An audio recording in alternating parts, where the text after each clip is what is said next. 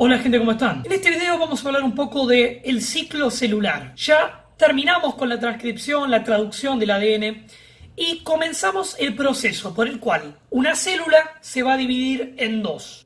La reproducción de la célula.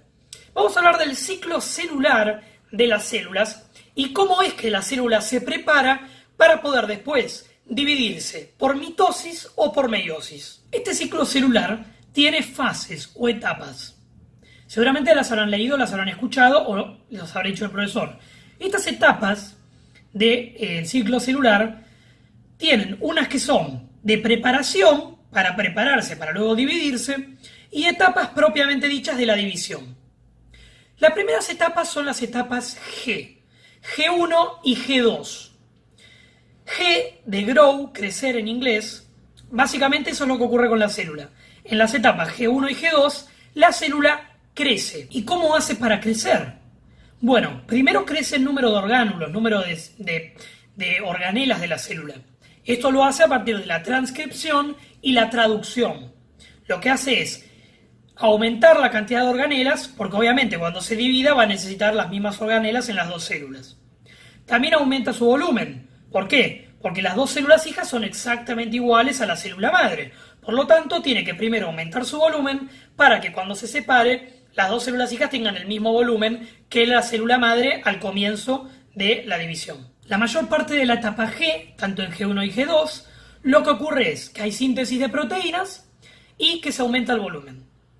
En G2 también lo que ocurre es que se condensa la cromatina. ¿Por qué? Bueno, se condensa porque se va a dividir. Entonces necesita que la cromatina esté bien condensada para que se formen los cromosomas, lo que vamos a ver más adelante. La primera etapa entonces es la etapa G1. La célula crece. Luego de G1, que dura aproximadamente unas 4 horas, aparece la etapa S. S de síntesis. ¿Y qué es lo que ocurre en la etapa S? Ya está todo preparado para la división, entonces se duplica el ADN para transmitir la misma cantidad de material genético en ambas células hijas.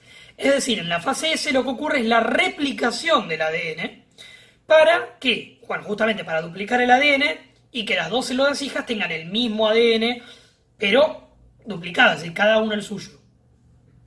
Esta etapa dura alrededor de unas 7 horas más o menos, y luego de la etapa S tenemos a la etapa G2 que hablábamos antes, donde de vuelta la célula vuelve a crecer en tamaño y volumen y en cantidad de organelas, ya con su ADN duplicado, y el ADN o la cromatina comienza a condensarse para luego poder dividirse. Luego de la etapa G2 entramos en la etapa M de mitosis. En la etapa M ocurre lo que ocurre en la mitosis y la célula luego se divide. ¿Cómo termina de dividirse? Digamos que al término de la mitosis tenemos la citocinesis, que es la división del citoplasma.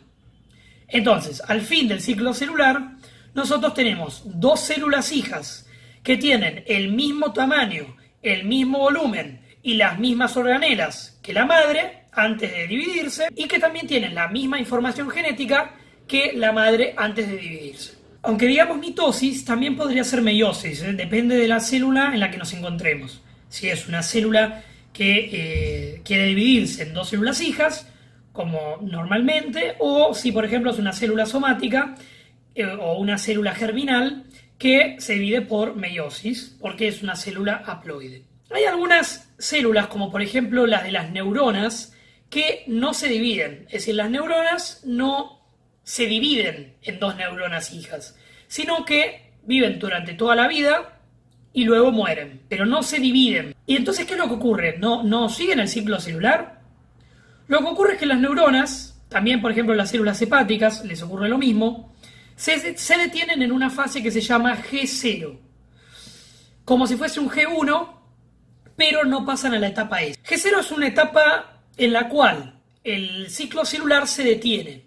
Arranca como en todas las células normales, pero no pasa a la etapa S, sino que cuando termina la etapa de G1, se pasa a una etapa de G0, y ahí se detiene el ciclo celular. Y esta fue una primera aproximación de lo que es el ciclo celular, y una primera aproximación de lo que viene luego, que es la mitosis y la meiosis. Si te gustó este video, dale me gusta, suscríbete al canal.